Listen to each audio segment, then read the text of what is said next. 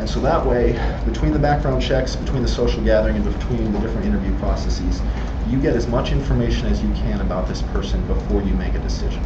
And that's ultimately our goal. We want you to have as much disclosure as possible and know everything that there is to know before you trust this person with an incredibly responsible position with your city. As to what sets Collin Benziger and Associates apart, regarding your question, there are a couple different things. First and foremost, my dad's the head of the firm, Collin Benziger, and not that I'm biased, but frankly, he's just a very good human being. And one of the things that he taught me about business is that you never worry about the bottom line. You always worry about making sure that the customer is happy and that frankly you're doing as good a job as humanly possible. And so with that philosophy, what we've tried to do is we've tried to kind of write a set of principles that we always go by when we're interacting with clients. The first and foremost is obviously we never ask for any additional fees outside of the quoted price. When we quote a flat rate fee, that's all you're paid no matter what. If you want to see another set of candidates or if there's any additional costs, we simply eat them basically as a cost of doing business. But we will never quote you 1 cent in addition to the fee that we quote you. Secondly, one of the problems that sometimes search firms run into is that search firms take too long to get the process done. And if the search process is too lengthy, then a lot of times the candidates that are in high demand will get other jobs and other offers from different cities, and that leaves you with a second-tier quality of candidates. And so we make it a point of emphasis to always be timely in our search process. We have actually, never in our 15-year history have we ever missed a major project milestone.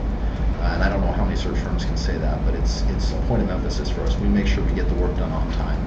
We make sure we get the job done right. One of the other things that we do is we have a little bit of a different setup than most firms. Some firms have regional vice presidents and project managers that take over the different searches in the different areas.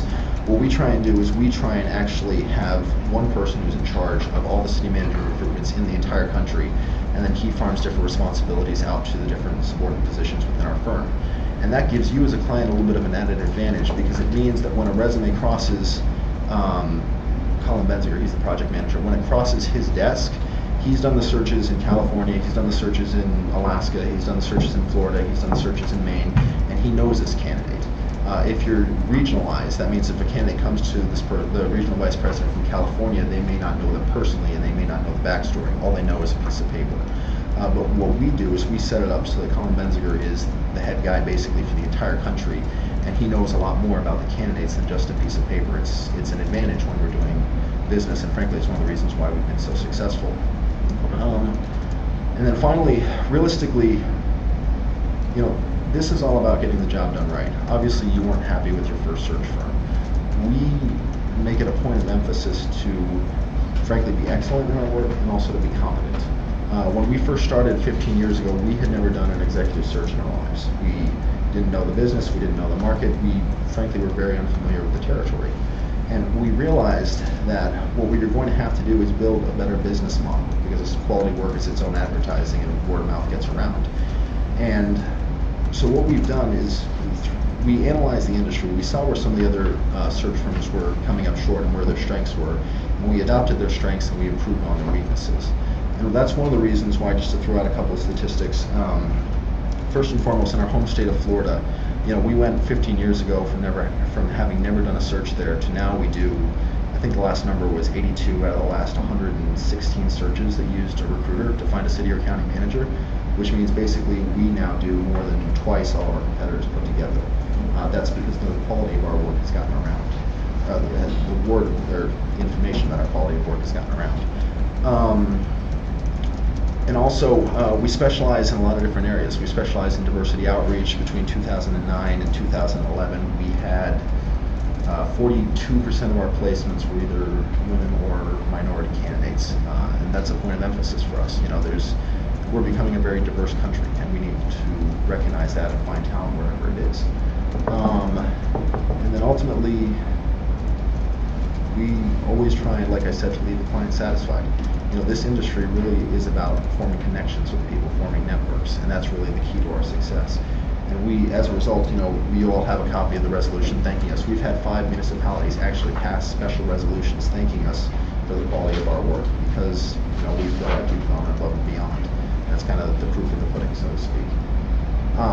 So with that, you've heard my spiel. Are there any questions that I can answer? Hopefully I wasn't too long-winded. I apologize. That's okay. Yeah, we've got a number of questions, but I'm going to do a follow-up here. Absolutely. I just want to make sure I'm clear who will be conducting our search. Because you made a statement that more or less, or something of that nature, that Colin does all. Is he going to do our search? Yes, he will be doing your search. He's the project manager across the country. You know, we have one of our associates who does a lot of interim city manager work, and every now and then he'll be the interim city manager, and a city will hire him to, as well as being the interim, to help them find their next city manager. And in that case, he would run the search. But in the vast majority of our searches, Colin Menzer is the head guy, and in this case, he would certainly be the head guy as well. First question is, how will you go about revitalizing the search, and how will the revitalization be different than a normal first start of the search? Okay. Well, first of all, when addressing a situation, first you need to understand the situation. You can't walk in without kind of understanding the dynamics and expect to fix things. And so our first stage would be information gathering. We would want to talk with you guys, understand where the last search firm failed to meet your expectations, where the shortcomings were, and what we can do better. The second thing is, frankly, enthusiasm is contagious. And so we would want to go forth meeting with people, being very enthusiastic, very positive, and frankly, we are very enthusiastic. We have no doubt that we can get you an excellent city manager. But we would want to kind of re-energize the base that might be a little discouraged or frustrated with the way the process went down the first time. And then finally, we really aim to build relationships of trust. We want people to trust us, because ultimately, if candidates trust us, then they apply for our positions. If city commissions trust us, then we can more appropriately do our job. We want to build relationships of trust with yourselves and with the key stakeholders in the community in order to get the information that we need to bring you the best city manager for the process. Thank you. Commissioner Sinatra? Thank you. Welcome. Mr. Basinger, how would you address the concerns potential candidates may have in light of the restart of this search? Well, I would say that would depend on the actual concerns of the candidate. But a lot of times, you know, a city manager's job is inherently unstable. Tenures last anywhere from, you know, on the short side, a year or two, to on the very good side, you maybe get 20 years, but that's very, very rare. You know, the average is probably about 5 years across the country from the last time I read the statistics, and a good city manager probably lasts about 10 or so. And so city managers understand that this is an inherently unstable business. But what I think you need to do is emphasize that, frankly, this is a very stable position, that this is a great opportunity to do a lot of wonderful things with the city of Kalamazoo. I've been kind of out in the community a little bit today, doing some fact finding, just getting to know people and everything. And you know, I'm very impressed with your city. You know, you're a city of 70-something thousand, and you've done very well at maintaining your small town feel. Like everybody was really, really friendly. They directed me to restaurants. They, you know, it was, you know, I think this is a great opportunity, and I think, you know, you just need to understand that and express that to the candidates. You know, there are a lot of positives here. Just because something went wrong, that doesn't mean that things are going to go wrong in the future. You just need to, frankly, call their attention to a lot of the positives and really instill a sense of hope in the candidates. Thank you. Thank you. Commissioner Miller? You were asked to review the profile that we did for the city manager position that was drafted last fall. Did you get a chance to review that? Would you revise the profile, and if so, how, generally speaking? Yes, I would. I'll be candid with you. I thought that the profile had a lot of good points, but I thought it was very general. I didn't feel like it really represented. I mean, reading it could have applied to a number of different cities. And if I was going to revise it, what I would do is, frankly, I would include a lot more specifics. I would get to know your community significantly better. I would get to know you as a commission significantly more. And I would put a lot more of the meat of the issues in the profile, because candidates really want to know about Kalamazoo and about the opportunities here. And so what I would do is essentially that. I would be a lot more specific. I would I would put in a lot more information. We'd ultimately produce a brochure like those that we handed out, or that I handed out earlier. How would you use a profile in course of the search? Like I said, it's kind of the key to our outreach. We directly reach out to the candidates that we think are most qualified, and then we email them the brochure so they can see it for themselves. We also email the brochure to our database of 7,400, I believe it is right now, municipal management professionals, so everybody can see it. And then if they know someone that's qualified, they can forward the email with the brochure in it to those to the people that they know. And then ultimately we just try and get as much exposure for it as possible. You know, the key to successful outreach really is just getting the word out, you know, getting the people that we think are the best fit to know about it, and then getting the word out to the rest of the management community so that if they know someone who's going to be a good fit, that they know about it. And so really outreach is about word of mouth, and it's about reaching as many people as humanly possible in the process. And that's what we try to do. Thank you. You're welcome. Thank you. And I just need to clarify, what you received as a profile was work that we did as a commission prior, that we gave to our search firm, and they developed a brochure with our thinking. It was part of their process, the diligence process, but we jumped ahead of what is normally done. So that document you have did not go out to candidates. That was not. Okay. Just to let you know. Okay. Commissioner Anderson?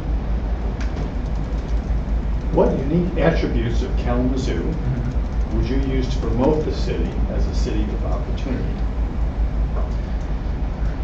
I think I've already talked about this a little bit, but in the limited experience that I've had here, talking with people, I would promote, frankly, the size of the city, but also the closeness of the community. I'll give you a couple examples. You know, when I was looking for a place to go to dinner tonight, I saw a lady working at a store just, you know, stocking some items, and so I just went up to her and I'm like, hey, you know a good place to go to dinner around here? And she was very friendly. She made me a couple recommendations. She asked me what type of food I was in the mood for. Then, you know, when she found out what I was looking for, she's like, oh, you should go to Fandango, or I forget what the name of the restaurant is, but Fandango's. Yeah.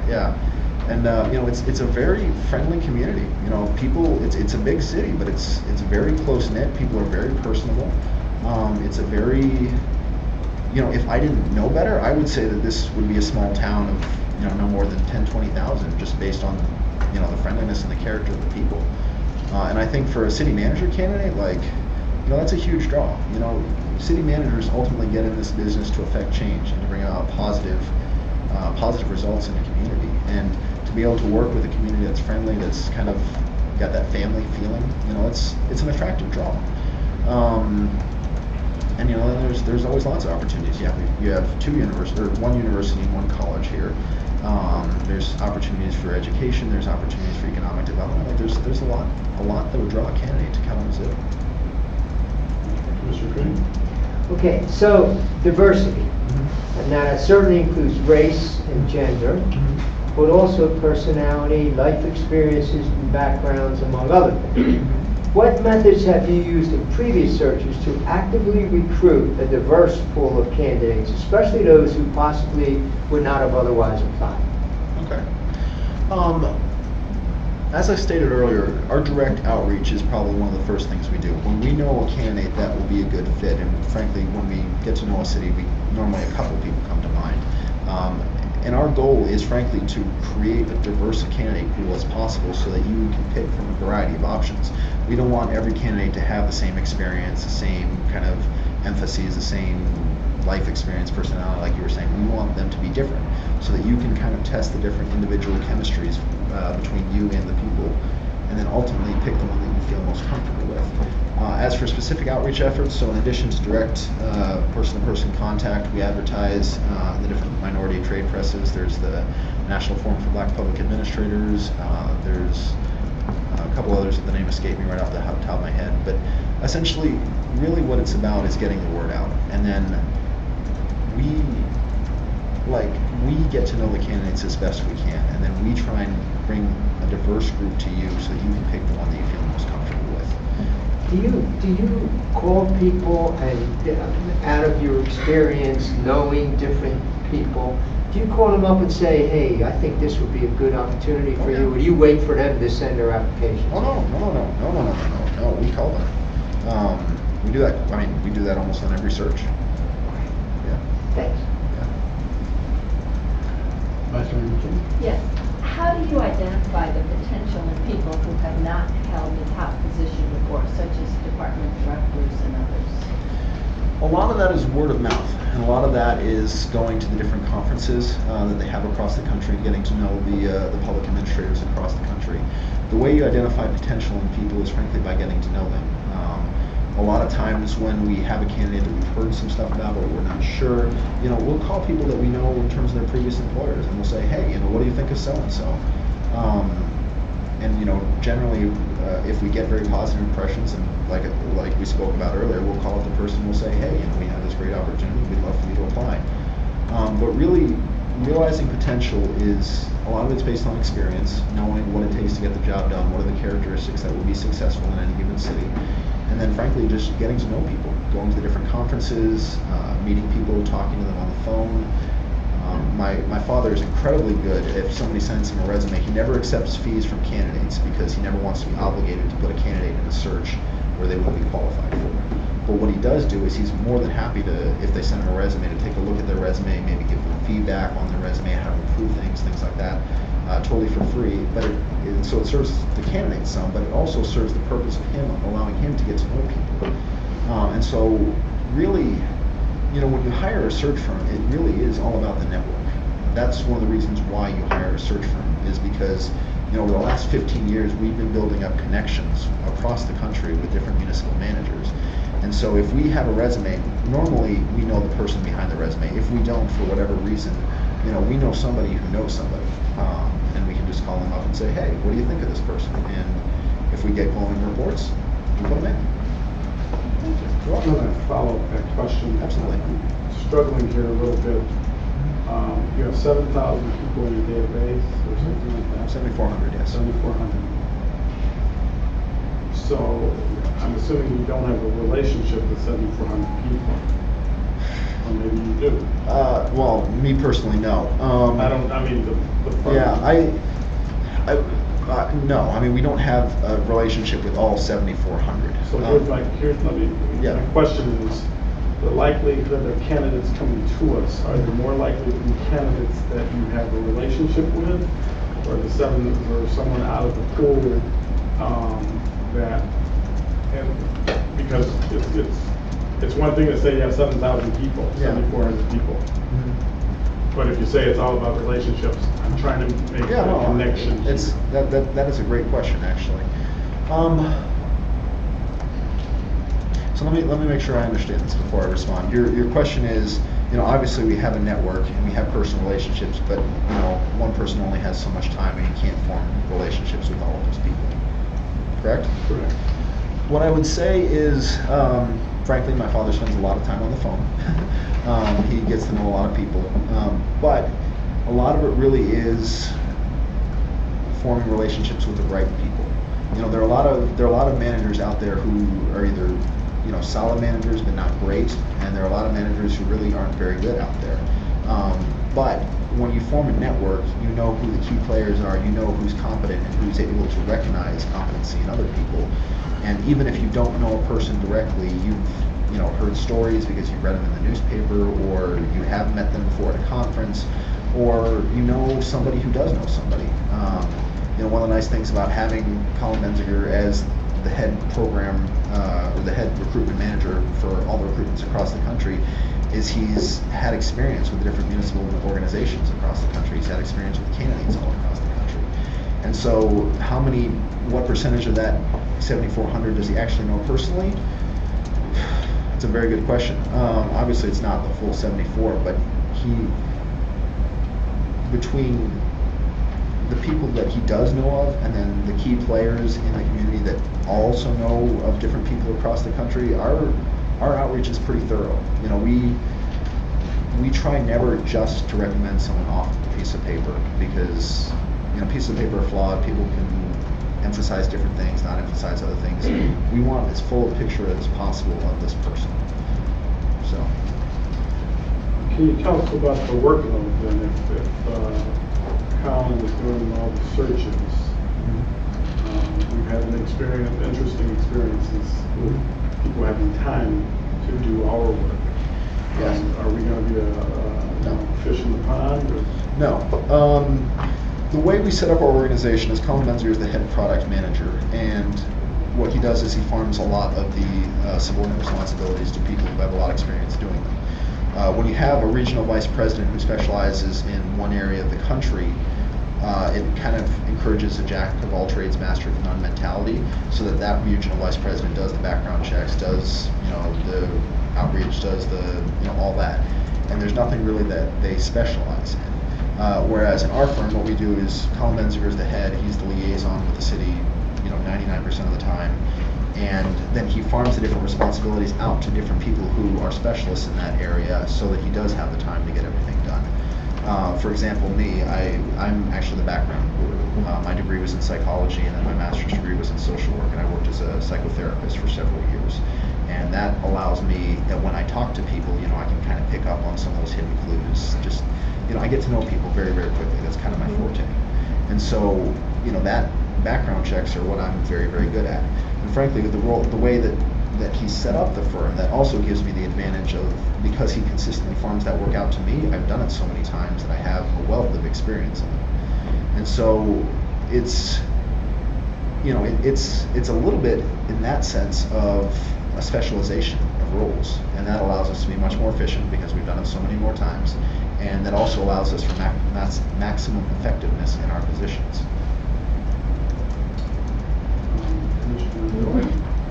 We're as interested in selecting a new city manager who is a great fit for the organization and the community as we are in technical and professional abilities. How would you ensure that your list of finalists have the potential to be an overall great fit for the city of Kalamazoo? Okay. I think that goes a little bit back to what I was talking about the background checks and getting you as much information as possible.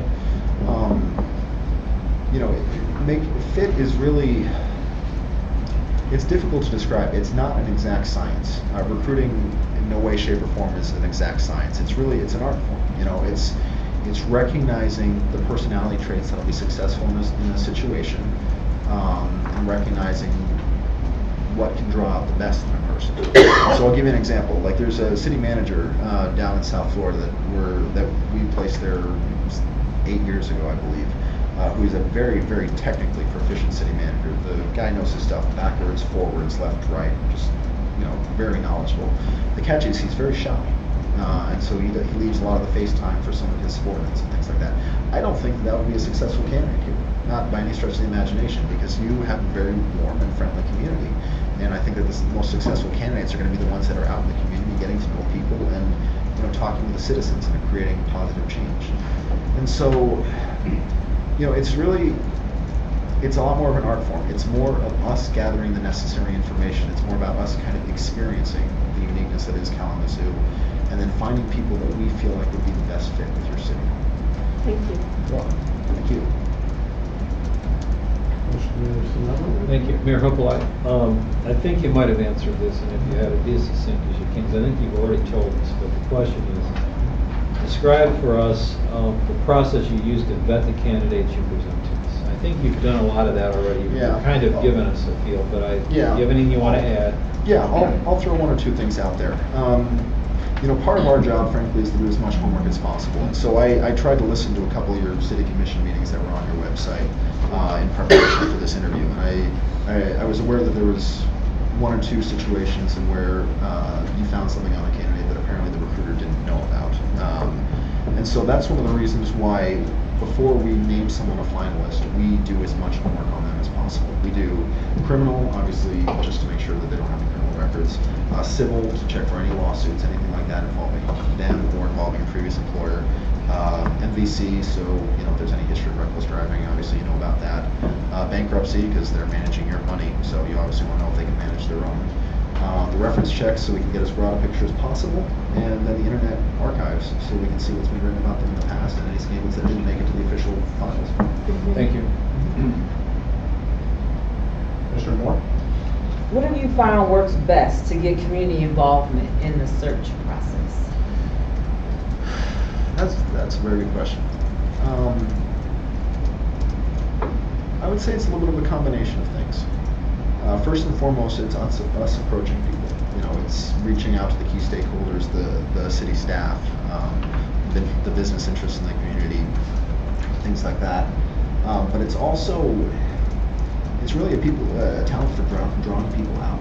You know, I mean, this is a community where a lot of people have called it home. You know, I talked with a lady earlier today who said that she moved here 7 years ago and she loves it and she doesn't want to leave. You know, and she wants to basically stay here for the rest of her life.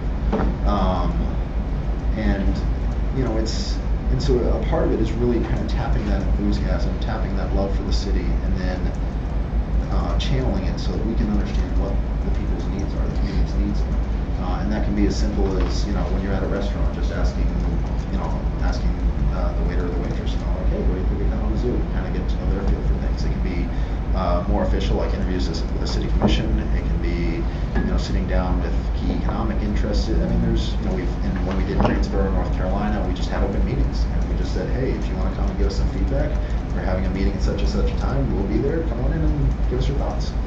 And there's a lot of different ways to draw people out, but it's really, you know, it all goes back to that information process. You know, we need to know as much as we possibly can about your city in order to properly represent it and to find out who will be the right fit.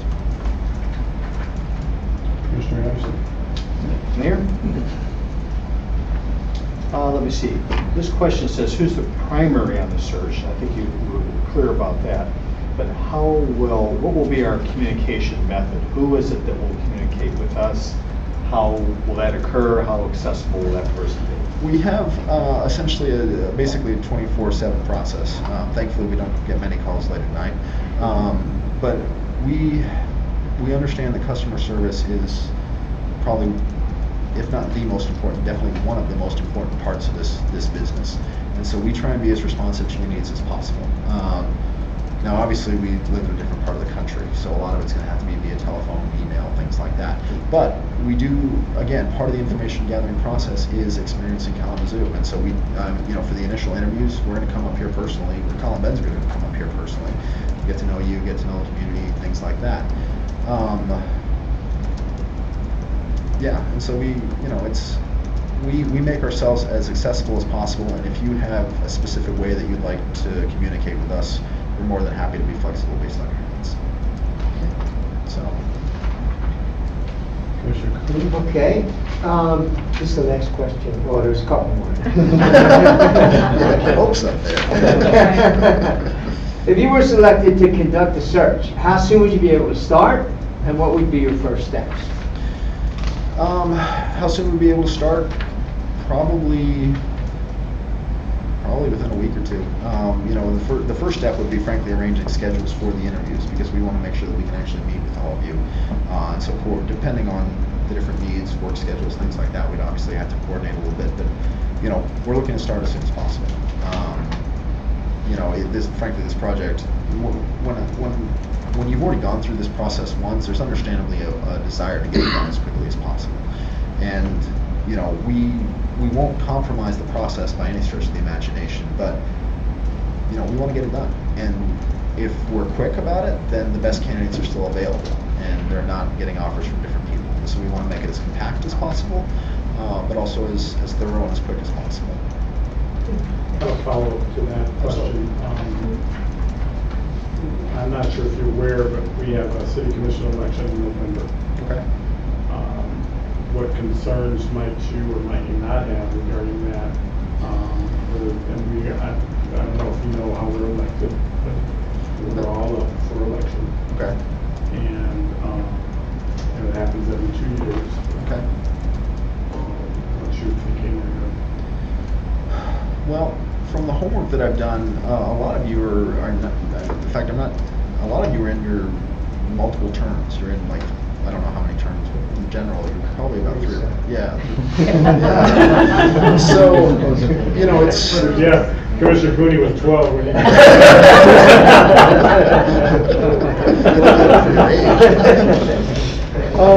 You know, the city council, or the city commission has obviously had some stability, and so that does allay my concerns, and it does allay the concerns that any candidate might have. At the same time, is there cause for concern? I mean, it's something you think about, you know. Anytime a group of elected officials hires someone and then there's the possibility for change just a few months down the road, that obviously introduces a little bit of uncertainty into the process. But, your city has had a great amount of stability. I'm personally, no, I'm not that worried about it. Well, that's just my thoughts. Commissioner Anders, or Commissioner Sanabra? Thank you, Mayor Hopewell. Mr. Benzinger, I think you've answered this. You're probably going to answer it in 1 or 2 words, but I'm going to ask you here. I've asked all 4. When we had the last go-around, we interviewed the 5 finalists for city manager. The same day of the interviews, we still had not received the final criminal background checks and other checks on the candidates, even the same day we were interviewing. Can you address that? Yeah, that won't happen with us. Thank you. Commissioner Anderson? Yes, thank you, Mayor. Obviously, a lot of good work has occurred other places outside of Michigan, particularly in Florida. And some sort of, as an outsider to Michigan, I'm asking, in your opinion, what do you think that a candidate from outside Michigan, how they might view Michigan in terms of economic climate or political landscape, that sort of thing? And how would you think about that in a recruiting process? Okay. Well, obviously you're right. We're not as familiar with Michigan as we are, say, Florida, where we've done countless searches. For us, speaking of the economic climate, it's an interesting situation because when people think Michigan, they think Detroit, and there's obviously been a fair amount of economic turmoil there. From what I understand about your city, and again, this is something that I have not researched a great deal, so I may be speaking of my own ignorance here. But from what I understand, there is some belt tightening going on. But there's not a lot of economic distress on significant levels like other parts of the country. Correct me if I'm wrong. Is that relatively accurate? Yes. It just depends on your perspective. All right. Sounds good. Well, either way, in these economic times, everybody's facing some belt tightening. We could go out to pretty much any city in the country that's recruiting for a city manager, and they would have some cost cutting to do. Yeah, and candidates understand that. They know what they're getting into. They know the jobs that they're being asked to do, and frankly, the good ones will just do it. And the good ones, not even regarding state. Like, there's always going to be some bit of a learning curve with a city manager because nobody is an expert 100% in the city of Kalamazoo just right from the get-go. And so even if it's Michigan state laws or the financial situation or just the uniqueness of Kalamazoo, there's always going to be some learning curve. And realistically, our goal would be to find, again, someone that is technically competent, that can do the job, that can manage the finances like you're referring to, but is a good fit with your city. Because there's a lot more, the technical side is very, very important. But at the same time, there is a lot more to being a city manager than just the technical side of things, just the competency. There's a lot of very technically competent people out there who would make terrible city managers because of personality or whatever other concerns. And so, yeah, I mean, there's going to be a learning curve either way, but we're confident that we'll find you someone great that'll get the job done. Welcome. Vice Mayor. Yes. Have you ever had a search go badly, and if so, what happened, and how did you fix it? Absolutely. I believe in full disclosure. If you want to know something about my firm, I'm more than happy to share it. There have been 2 searches in our 15-year history that have been terminated prematurely. One was frankly a boneheaded learning experience by Colin. He just made a mistake. The other one was a little bit more of a complicated situation. I'll tell you the first one. The first one was, I believe it was Winter Haven. It's been years and years and years since it happened, but what happened was basically there was a candidate that it was a very divided council. There was one candidate that a small portion of the council really wanted to get the job, and frankly he didn't have a chance because the other side of the council was opposed to him. And the city really wanted to unify around a candidate, basically bring a little bit of unity to where there had been divisiveness in the past. And so my dad was talking with various council members, and basically he just made a boneheaded move, and he called the candidate. He's like, look, unfortunately it looks like you're probably not going to get this job. It would be easier and best if you stepped out of this process so that the other side of the commission could rally around and they could have a candidate that they could unify around. And And unfortunately, he mentioned the mayor specifically as someone that he had talked to about this. And the candidate basically transcribed the situation, brought it before the city council, made a huge deal of it, and there was a loss of trust. Obviously, the mayor was unhappy. It was a bonehead move. It unfortunately happened.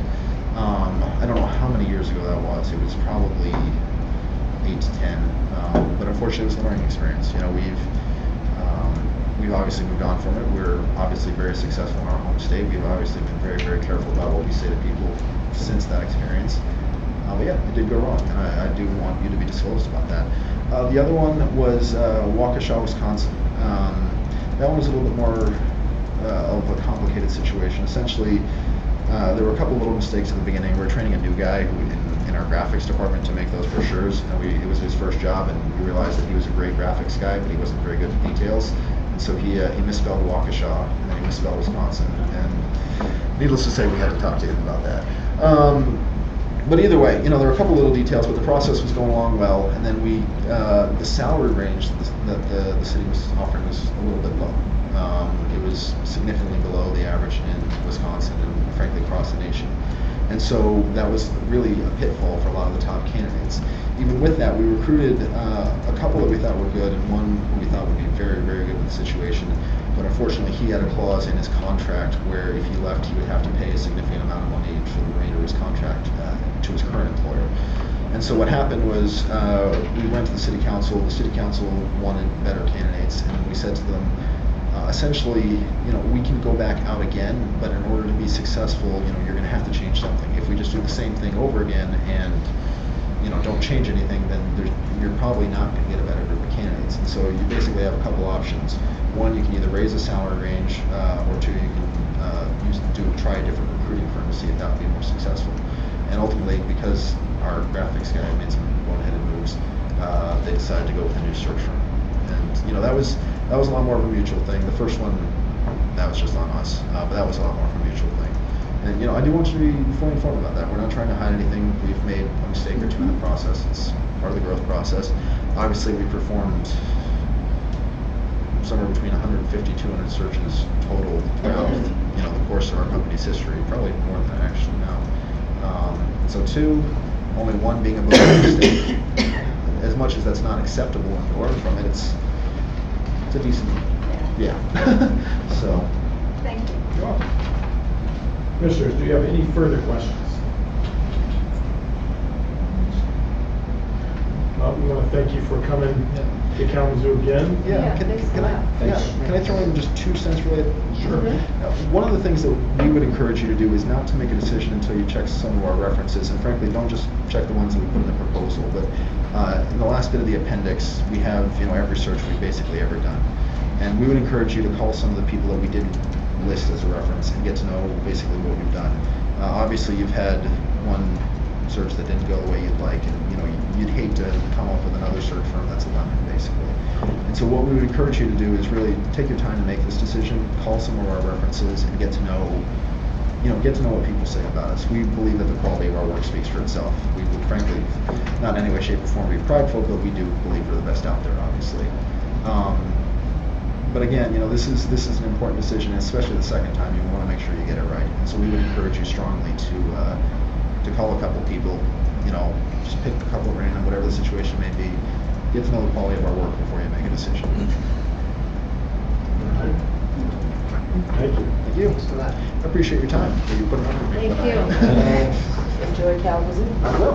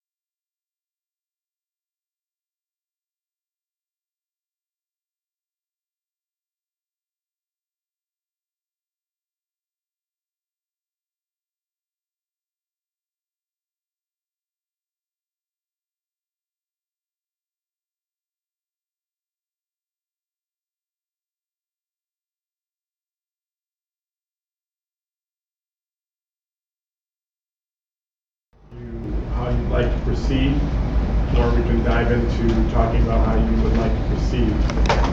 However, if we intend to proceed, well, why don't we do this? Let's take 5 minutes, because Scott needs to set up some stuff, and then you'll determine where we're going to go. So we'll take a 5-minute recess. Okay. 5-minute recess back to court attendance. Yeah, well, you guys, I know it doesn't mean 5 minutes, but.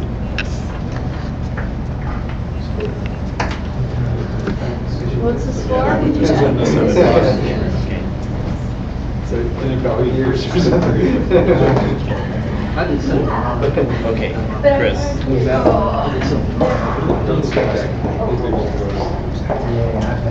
That's when I was, I don't know anything The about audio it, is but going to be horrible. We're still kind of figuring out what to buy and stuff. I mean, this room is totally different than the one in the chamber, so the chambers failed. I mean, it was just, the audio was miserable. And it was, yeah, I mean, it's just Couldn't hook into the system? we haven't tried that yet. That's, Well, that's easy. well, the thing is, I don't have a lot of play here. All I've got is what's on this, and I don't know if that's actually, his system is actually playing, where if we go speakers up here, we can hear it. He actually records right off that system, so we have to mess with that. Yeah, well, you know, it's a mic out system with a smoke box in the back of the room, so we shouldn't have any problems with compatibility in terms of your impedance match. But, Yeah, I just don't know if,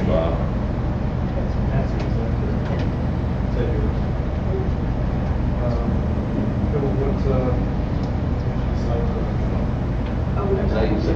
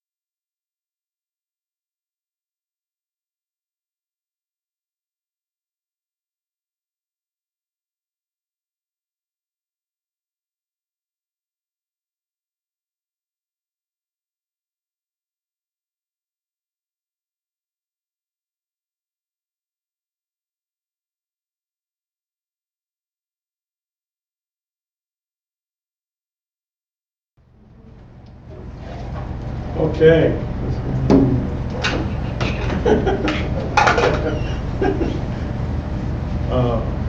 Sorry. So, before we enter into any sort of diving in and everything on this, we thought we'd give the HR director a few moments to, if you have any observations or thoughts to share with us to assist us as we move forward. If not, then that's okay. We'll go about and do our thing. So, not to put you on the spot, but hey, you're sitting in the chair. Well, as with interviewing most any other candidates for positions or for vendors, what have you, there's always positives and negatives to each one. I have to admit that for whatever reason, whether it's because of the last search or whatever, I'm casting an extremely critical eye on all four of these, rather than focusing on the positive aspects, which I'm sure that each one of these firms could bring forward very qualified, technically qualified candidates. The problem that I still can't grasp is whether they would be successful in finding that fit that you're looking for.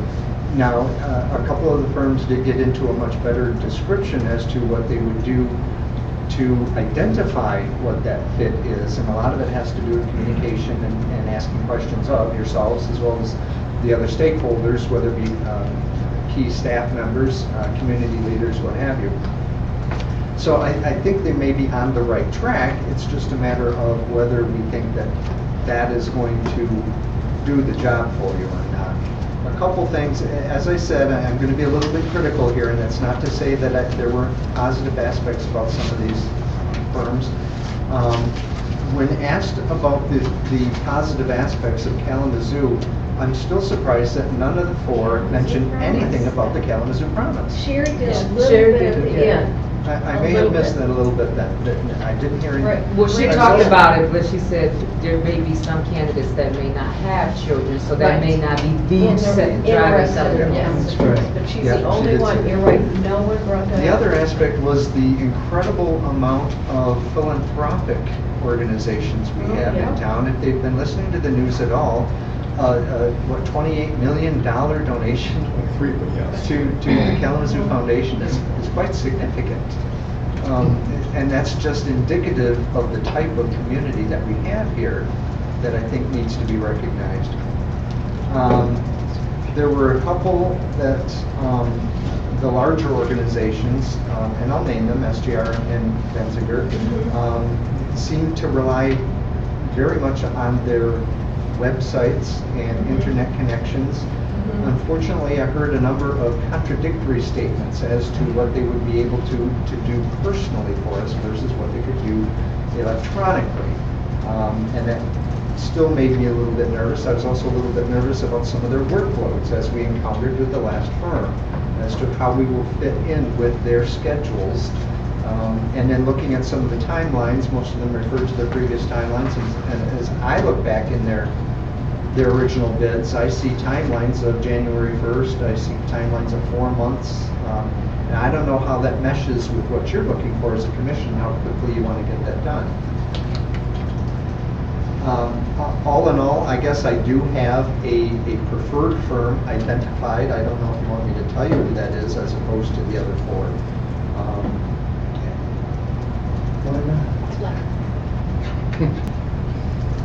Serious? Yeah, this is what he came back for, like, Feel free. Well, Here's why I asked the question, is because we did receive an email from a commissioner this week saying that he didn't want anything that might lead us, oh, that is true. and was concerned that in our previous way we voted, that, you know, you identify your top, well, maybe you voted this way because that person. So if he says who he thinks, we're already saying, well, we want to get his opinion. I think that moves us compared to him giving his generalities. I don't want to hear who he thinks. That's me. I mean, he's a professional in this whole thing, and I think if there's such an important decision, it would be very worthwhile to get his consultation. Yeah, as I'm thinking about this, I'm not sure that that is really the right thing to do tonight.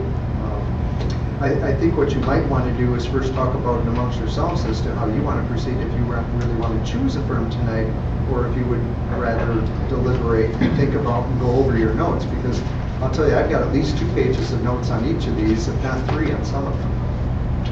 Commissioner Sinata? Thank you, Mayor Hopewell. One of the great attributes that Mr. Post brought during the last go-around was, the night we were exhausted after those 7 hours of interviews, was he gave us some very sage advice. He said, don't attempt to make the decision tonight. And I value that very greatly. I guess it seems to me the first thing we got to do is decide, are we going to deliberate tonight and try to narrow it down or make the selection tonight or not? And then everything else keys off of that. And I guess, may I ask our HR director if he has a recommendation on that? Absolutely.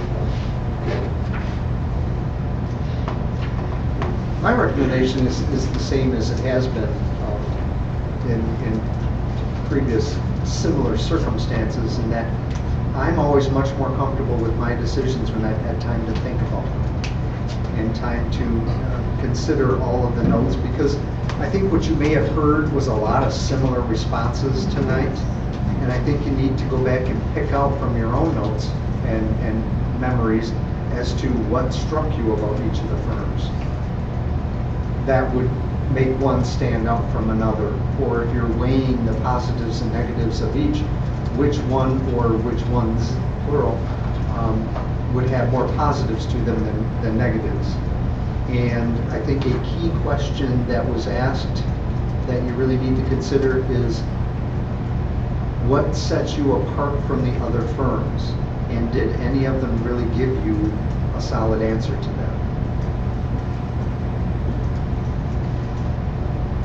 So to answer your question, basically, I would recommend you think about it and reconvene in a day or two, however long it takes to post an open meeting again. And what's your opinion about telling us who you feel should be? I would wait until you're ready to start looking at that, and quite honestly, I know that Commissioner Miller has suggested at one point that all of the commissioners jot down who their favorites are, or what ranking they would put them, so as not to be swayed by each other's opinions. And I'm struggling with how to keep my opinion from influencing that. And I know you value my opinion as an HR professional, and I appreciate that. At the same time, I don't want to sway you either. So I think if you think about this over a day or two and you come to strong opinions yourselves, what my opinion would be may just be a confirmation of what you already come to. Commissioner Miller? I guess my worry is that we didn't come up with a next date, so Well, who knows how far we're out there. Yeah, that was one of the, you raised that, you did.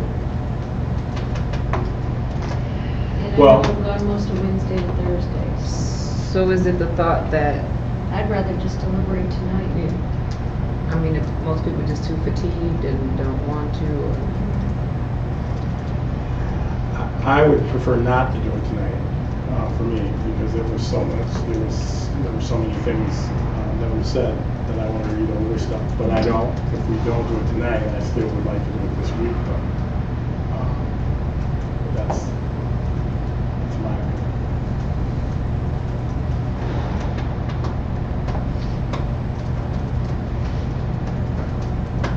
Commissioner Cook? Yeah, I think I'd rather wait, even though I'd like to get it over.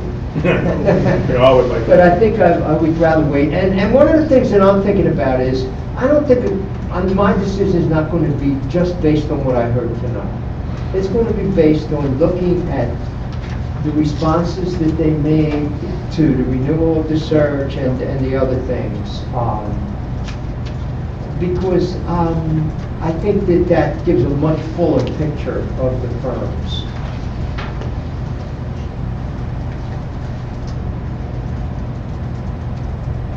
Attorney Robinson, is he nonverbals. Well, this is not necessarily about doing it tonight. Oh, okay. Well, let's stay on the process. Okay. And the process was, it was suggested that you do some type of ranking and then you submit them. That is permitted under the Open Meetings Act, but you have to identify, you can't do it by Each total name. secret ballot. Yeah. You'd have to put your name, and then the clerk would say, okay, this is Commissioner Miller. This is. Right, We- that was, Yeah, so we- there we was just- no intent. We did of that secret, yeah. before on something, I don't remember what it remember was, either. but it was something that we. But I just want to assure you, Oh, I that think is it was- permissible, as long as you identify. Oh, yeah, it was bring the big dog on. Uh-huh.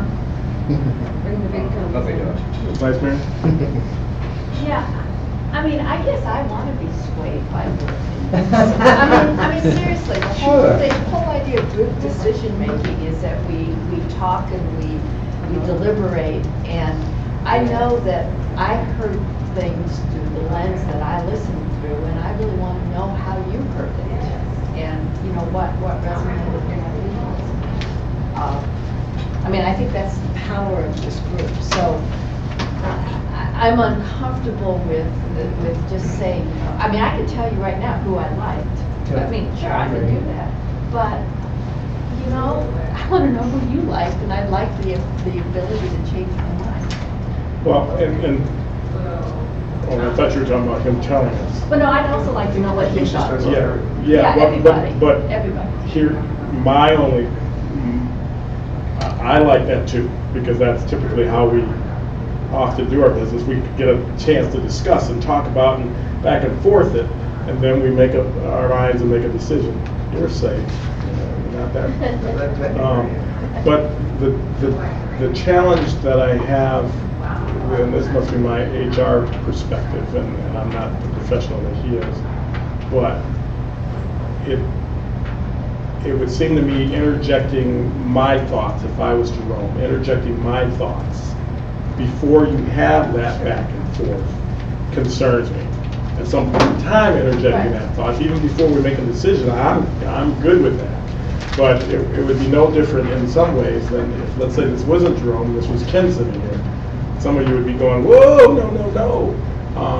So I just want to make sure we have an opportunity to go back and forth and think about Oh, what I we're thinking. agree And then with maybe you can go, well, did you think about it? Might you consider? And I go, oh, now I get, oh, yeah.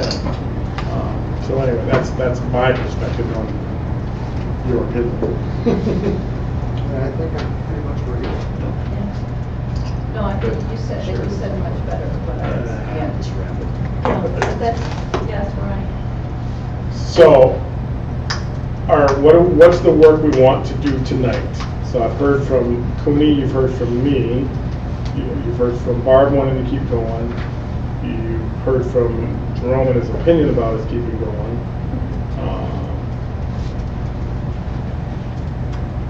It seemed like one thing you want to do is you got to find a sweet spot if we're going to keep going. You know, if you say, well, okay, we're going to get back together, let me see in 2 weeks, well, that's obviously too far. So maybe that's one of the practical logistic pieces of it. If we're going to say, okay, we're going to go back through the material, time well spent, get back together, when is it we could actually get back together?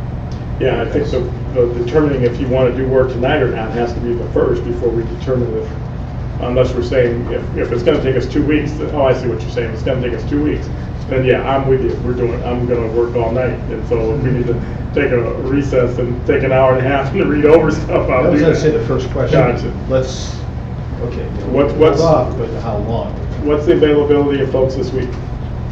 Can't make Wednesday, Thursday till Thursday afternoon. And I did determine our surveyors came in today, and I'm due up in front of them on Thursday. Really bad day for me here is Friday, I just cannot do. No, Friday. Wednesday. I cannot do Friday at all. I'm in court in Centerville and I'm in Detroit, I can't do it. I can do Thursday afternoon. We already have a 2 o'clock of the administrative committee Thursday afternoon. I don't think I'll be back till Yeah, 4. oh,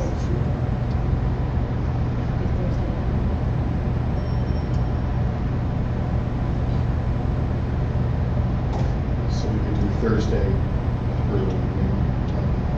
Seems good time. appointment Thursday evening, but that could change there. No Wednesdays? Tomorrow, that's right, Barb's gone. Tomorrow?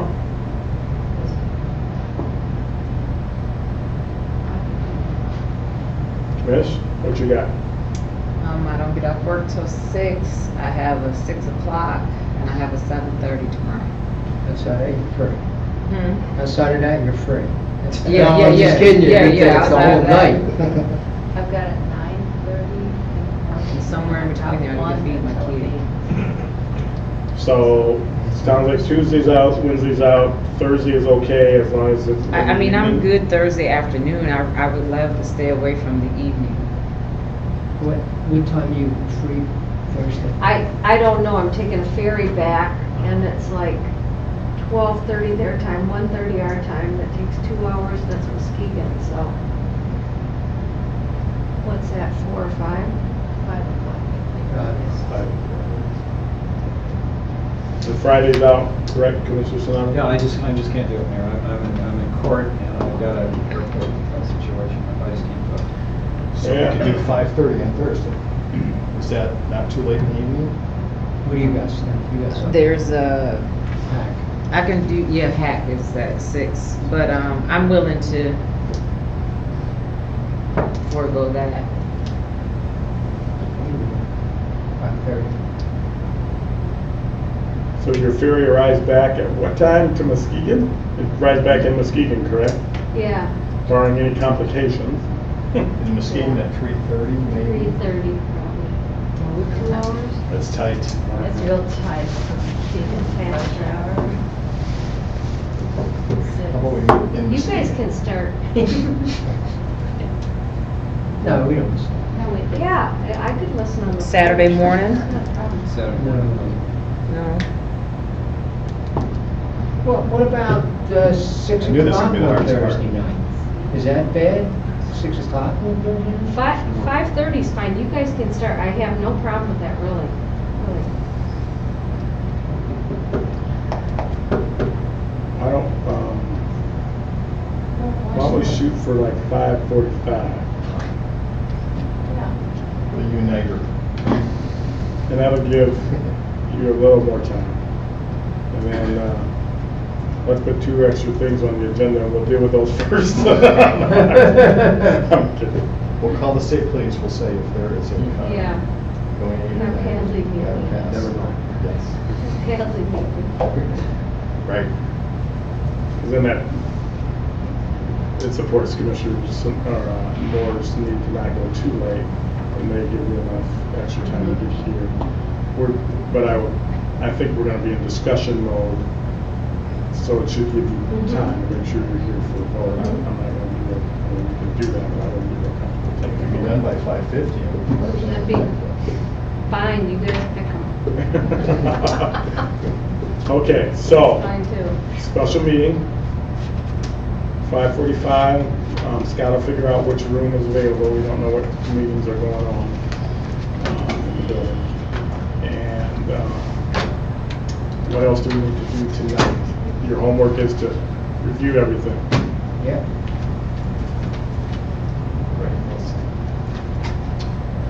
Okay. There we have it. Wow. Any citizen wanting to comment on anything regarding the search firms this evening or anything else? Definitely the protester in the pipeline's got you. They're pressing charges against him, I just saw that. Yeah, they are. Possibly federal charge. Hearing nothing from citizens any further than miscellaneous. I want to hear what he was talking about. Okay, yeah, you guys talk after the meeting. I want to thank everybody that joined us on Webstream. There were a couple people I heard. And, yeah, there were a couple from Traverse City. Oh, 5, over 5 people. We have more people here. Thanks, everybody, for tuning in, and tune in the next time. We'll probably be together at Those are probably the 5:45. applicants streaming, watching. We are adjourned. Yeah, thank you.